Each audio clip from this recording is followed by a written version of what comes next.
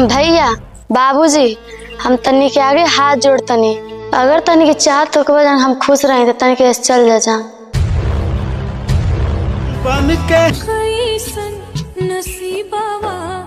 का हो यही तर करबू एतर तो कई साल लग जाई। जितने ढील तू बाड़ू उतने ढील तारे घरों के लोग बा। 5 साल हो गए शादी भइले, आज ले तारे घर के लोग गाड़ी देते रह गई।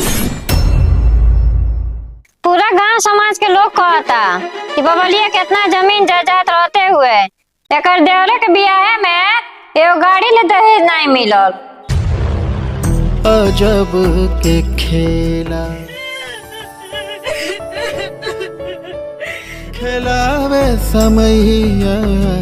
भाभी अरे का भइल खेतम हो, कितना हल्ला करत रहलो तू? का भइल हवे? अरे पूरे गांव के लोग कहता कि इनके देवर के शादी भइल एको दहेज नहीं मिलल, हमार बेइज्जती नहीं के होत का?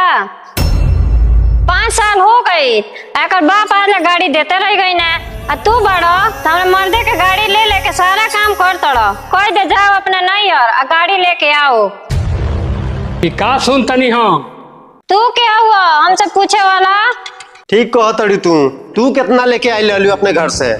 हमने यहाँ पैसा के कमी नहीं बा। जब इतना अमीर बड़ा जा तो खुद से खरीद ला जा।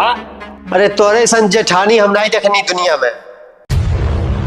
भैया बाबूजी हम तनी के आगे हाथ जोड़ तनी, अगर तनी के चाह तो के वजह हम खुश रहे तो तनी के चल जा बन के सपेरा जावे समैया। अजब